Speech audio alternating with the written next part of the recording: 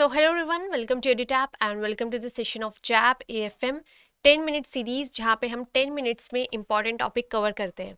तो आज हम पढ़ेंगे module A chapter 6 depreciation and it's accounting. अगर मैं जैप एग्जामिनेशन की बात करूँ तो depreciation is also one of the important topics in your examination. Now what is depreciation? Depreciation एक ऐसा अमाउंट होता है जो हमारे जो फिक्स्ड असेट्स है उनमें से डिक्रीज किया जाता है, ठीक है, उनकी जो वैल्यू है वो कम की जाती है।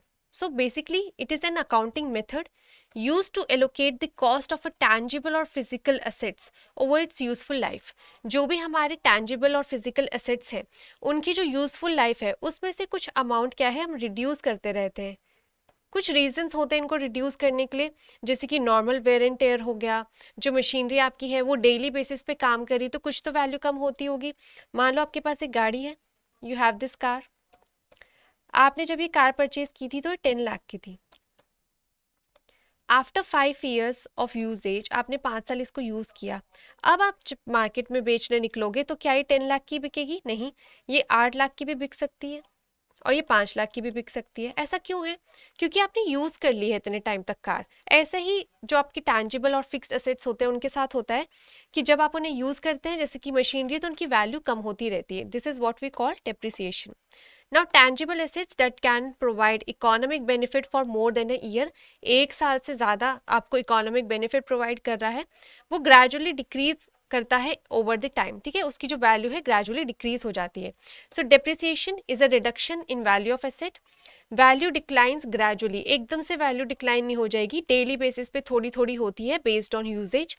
Value declines due to its use and wear and tear, जो उसकी जो छोटी मोटी रिपेयरिंग होती है या जो डेली बेसिस पे यूज़ हो रही है उसकी वजह से वैल्यू कम हो जाती है। एंड डेप्रिसिएशन किसका पार्ट है? It is the part of operating cost. Now next is what are the causes of depreciation? Wear and tear आप यूज़ कर रहे हो, एफ्लक्स ऑफ टाइम, टाइम की वजह से कि पहले जो चीज़ इंपॉर्टेंट थी अब नहीं है, ठीक है, मान लो टेक्नोलॉजी में चेंज आ गया तो टेक्नोलॉजी बदल गई, ऑब्सोलीट हो गया, खराब हो गई, बेकार हो गई, अब उसकी ज़रूरत नहीं है। एक्सीडेंट्स की वजह से मान लो जो मशीनरी है उसमें कुछ एक्सीडेंट हो गया, उसकी वैल्यू कम हो जाती है, right. Fall in market price, market price में अगर फॉल हो रहा है तो, ठीक है, अगर मान लो आपकी जो मशीनरी थी 10 लाख की थी, अब मार्केट वैल्यू उसकी डिक्लाइन हो गई, इट इज़ 8 लाख। इसकी वजह से भी हम डेप्रिसिएशन कैलकुलेट करते हैं, क्योंकि टाइम के साथ साथ जो टेक्नोलॉजी है वो क्या होती है, वो बेसिकली पुरानी होती जाती है। Now what is the need for depreciation? Depreciation calculate करने की नीड क्या है? To know the correct profit. ऐसा तो है नहीं कि आपने जैसे 10 लाख की मशीनरी खरीदी थी, वो 10 साल बाद आपने 10 साल उसे यूज़ किया और वो 10 साल बाद भी 10 लाख की है, फिर तो आप अपने एसेट्स को क्या कर रहे हो, ओवर एस्टिमेशन करके दिखा रहे हो।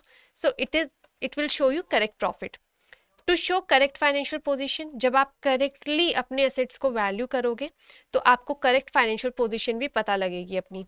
To make provision for replacement of assets, इसके लिए हम सिंकिंग फंड बनाते हैं।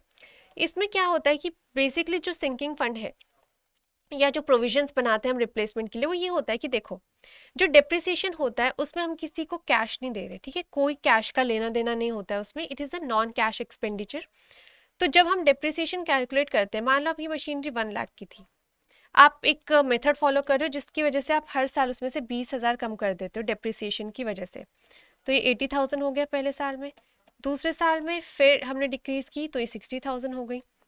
तो ये जो 20,000 है, 20,000 यहाँ, 20,000 यहाँ, आपको ये एक प्रोविजन फंड में डाल देते हो, लेकिन से सिंकिंग फंड में, ठीक है। तो यहाँ ये पैसे इकट्ठे होते रहते हैं, तो जब ये पैसे इकट्ठे होते रहेंगे in the name of depreciation, तो एक अमाउंट आपके पास इकट्ठा हो जाएगा एट लास्ट, जिसको आप नई मशीनरी परचेज करने के लिए यूज कर सकते हो। So basically it is for the replacement of asset.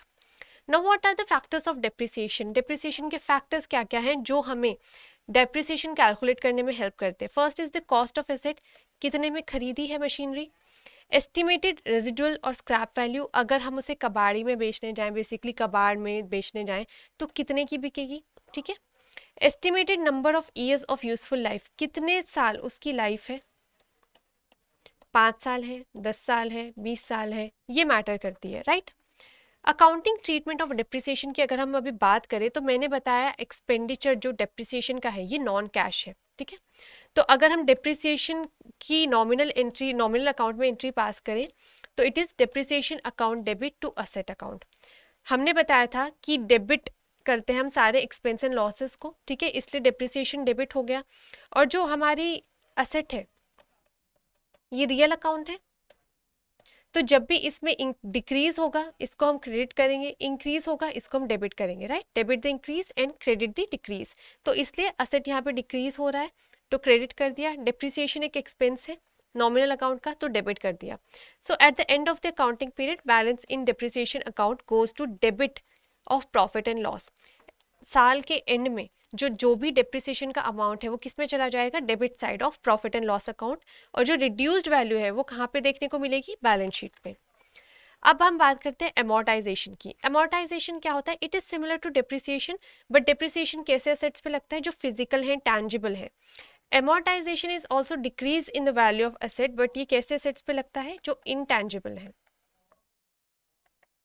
ठीक है। So value of tangible asset अगर डिक्रीज हो रही है will call it as depreciation. अगर value of intangible asset decrease हो रही है we will call it as amortisation. As per Indian accounting standard 38 amortisation is the systematic allocation of depreciable amount. एक systematic allocation है depreciation के amount का to intangible assets, उसकी useful life देखते हुए। The standard defines intangible asset है क्या, an identifiable non monetary asset without physical substance. एक ऐसा नॉन मॉनिटरी एसेट जिसका कोई फिजिकल सब्सटेंस नहीं है, मतलब फिजिकली आप उसको मतलब फील कर सकते हो, आप जैसे ब्रांड है, ब्रांड वैल्यू है, आप उसको देख सकते हो पर टच नहीं कर सकते, right.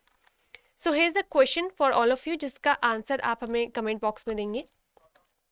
Which one of the following is not correct? Depreciation is a non-cash expense. Depreciation is the process of valuation of assets.